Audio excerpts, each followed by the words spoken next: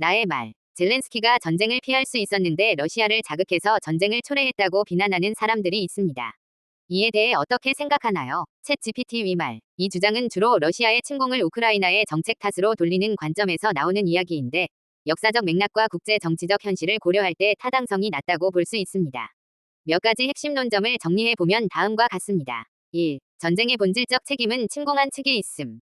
어떤 이유가 되었든 한 국가가 다른 주권 국가를 군사적으로 침공하는 것은 국제법상 명백한 침략 행위입니다.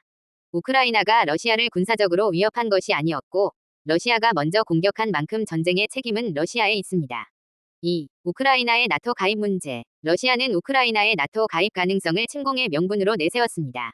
그러나 나토는 우크라이나 전쟁이 시작되기 전까지 우크라이나를 가입국으로 받아들이지 않았으며 실제로 우크라이나가 나토 가입을 공식적으로 추진한 것은 크림반도 병합 2014년 이후 러시아의 위협을 느낀 결과였습니다.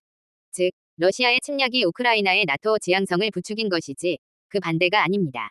3. 젤렌스키의 외교적 선택. 젤렌스키는 2019년 대통령으로 당선될 당시 오히려 러시아와의 관계 개선을 원했고 평화적인 해결을 추구하는 입장이었습니다.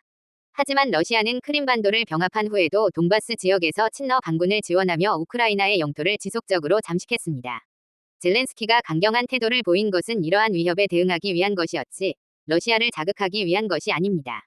4. 러시아의 침공 계획은 오래전부터 준비됨. 전쟁이 시작되기 전 러시아의 병력 증강과 침공 준비 정황은 여러 정보기관에 의해 포착되었습니다.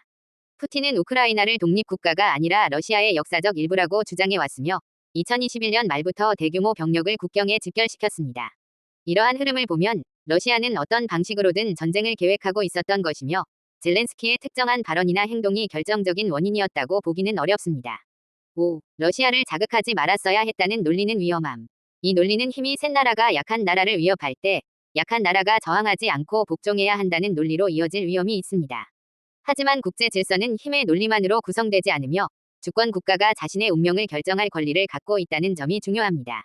우크라이나가 러시아의 요구를 수용했다고 해도 장기적으로 볼 때 러시아가 계속해서 더 많은 것을 요구했을 가능성이 높습니다.